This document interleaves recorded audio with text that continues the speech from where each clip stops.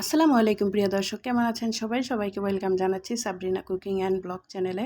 আজকে আবারও হাজির হয়ে গেলাম নতুন আরেকটি রেসিপি নিয়ে। ঘরে যদি থাকে আটা আর আলু, তাহলে ঝটপট এই রেসিপিটি তৈরি করে নিতে পারবেন একদমই ইজিভাবে। তো চলুন কথা না বাড়িয়ে পুরো রেসিপিটা দেখে নিই। বিসমিল্লাহ। প্রথমে একটা মিক্সিং বোলের মধ্যে নিয়ে নিলাম 4 টেবিল চামচ পরিমাণ আটা। আজকে আমি আটা দিয়ে এই রেসিপিটা তৈরি করে দেখাবো। আটা অ্যাভেলেবেল থাকে সবার ঘরে, আপনারা চাইলে ময়দা ইউজ করতে পারেন। তো এখন দিয়ে দিলাম স্বাদমতো লবণ আর 1 চা চামচ কালো জিরা, আর দিয়ে দিলাম পরিমাণ মতো রান্নার তেল। এখন সবগুলো উপকরণ একসাথে হাতের সাহায্যে মিক্স করে নেব খুব ভালোভাবে, তাহলে নাস্তাটা খুব খাস্তা হবে।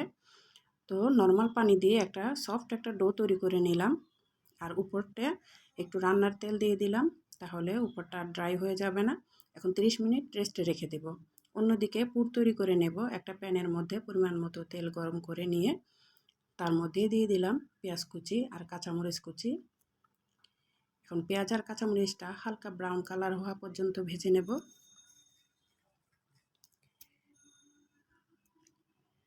যখন কালারটা চেঞ্জ হয়ে যাবে তখন দিয়ে দিচ্ছি 1/2 চা চামচ হলুদের গুঁড়া, 1/2 চা চামচ মরিচের গুঁড়া, 1/2 চা চামচ ধনিয়ার গুঁড়ো আর স্বাদ মতো লবণ। সবগুলো উপকরণ ভালোভাবে মিক্স করে নেব।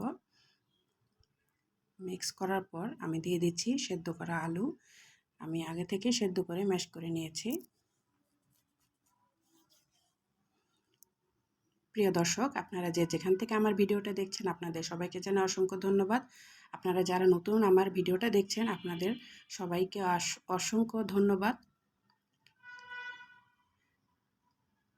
এখন দিয়ে দিলাম ধনিয়া পাতা কুচি, সুন্দর একটা ফ্লেভার আসবে।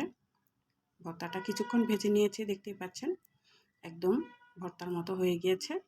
এখন উঠিয়ে নিয়েছি ঠান্ডা হওয়ার জন্য রেস্টে রেখে দিয়ে। এখন নিয়ে নিচ্ছি রেস্টে রাখা আটা। দেখতে পাচ্ছেন ডোটা কিন্তু একদম সফট হয়ে গিয়েছে। এখন এই ডোটা আমি 2 ভাগে ভাগ করে নেব। 2টা বড় সাইজের রুটি বেলে নেব। বড় সাইজের 2টা রুটি বেলে নিতে হবে।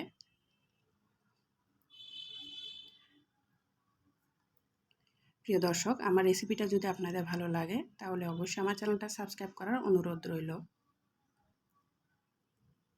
আর এখনো পর্যন্ত যারা আমার ভিডিওতে আছেন, আপনাদের সবাইকে জানাই অসংখ্য ধন্যবাদ। বড় সাইজের 2টা রুটি বেলে নেওয়ার পর একটার মধ্যে এভাবে পুরটা দিয়ে নেব। আমি একসাথে 6টা নাস্তা রেডি করব একদম ইজিভাবে। আরেকটা রুটি উপর দিয়ে এভাবে দিয়ে দিচ্ছি। তারপর 6টা নাস্তা তৈরি করবে এটা দিয়ে। এভাবে সাইডটা কেটে নেব খুব সুন্দর করে।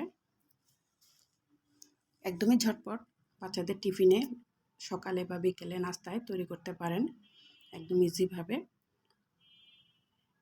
প্রিয় দর্শক, আমার রেসিপিগুলো আপনাদের কাছে কেমন লাগে আমাকে কমেন্ট বক্সে জানাবেন, আর অবশ্যই লাইক দিবেন, তাহলে আমি পরবর্তী ভিডিও বানাতে মোটিভেট হই।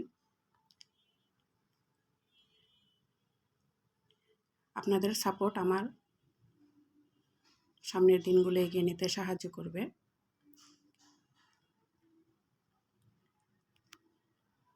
দেখতে পাচ্ছেন আমি 4টা নাস্তা তৈরি করে নিয়েছি, 6টা। এখন সাইডগুলো এভাবে আঙুল দিয়ে টিপে দিতে হবে যেন ছুটে না আসে। তেলে দেওয়ার পর এভাবে একটু চেপে চেপে দিতে হবে।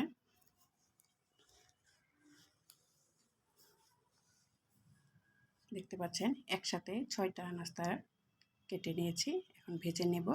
আমি আগে থেকেই তেলটা গরম করে নিয়েছি। এখন এই তেলের মধ্যে নাস্তাটা তৈরি করব। মাত্র 10 মিনিটের মধ্যে এই নাস্তাটা তৈরি করতে পারবেন। খুবই খাস্তা আর একদম ক্রিস্পি। এই নাস্তাটা একবার খেলে বারবারই বানাতে ইচ্ছা করবে, আর এতটাই ক্রিস্পি হয়। আপনারা যদি বাসায় তৈরি করে না খান তাহলে বুঝতেই পারবেন না এর স্বাদ কেমন।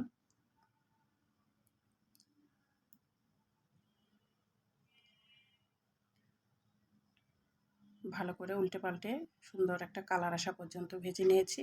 দেখতে পাচ্ছেন, দেখে বোঝা যাচ্ছে একদম ক্রিস্পি হয়েছে। আমি সবগুলো নাস্তা এভাবেই তৈরি করে নিচ্ছি। তৈরি হয়ে গেল মজাদার ঘরে থাকা আলু আর আটা দিয়ে একটি নাস্তার রেসিপি। এই নাস্তাটা কেমন লেগেছে আপনাদের কাছে অবশ্যই আমাকে কমেন্ট বক্সে জানাবেন, আর লাইক দিতে ভুলবেন না। আর পরবর্তী ভিডিও দেখার জন্য আমন্ত্রণ জানিয়ে আজকে এ পর্যন্তই বিদায় নিলাম। আল্লাহ হাফেজ।